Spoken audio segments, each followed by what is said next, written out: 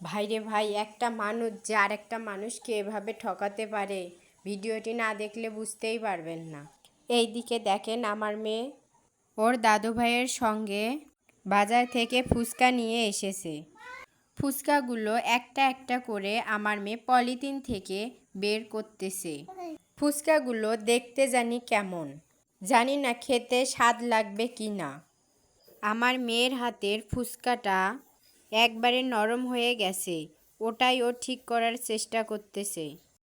এবার দেখেন একটা জিনিস, এই ফুচকাটা আমার মেয়ে এখন খাবে। ফুচকাটা মুখে দেওয়ার পর আমার মেয়ের অবস্থাটা দেখেন।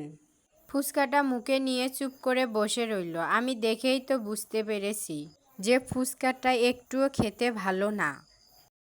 মেয়েটা আমার ফুচকা খেতেই পারল না। এদিকে বললাম আমি একটু ট্রাই করে দেখি।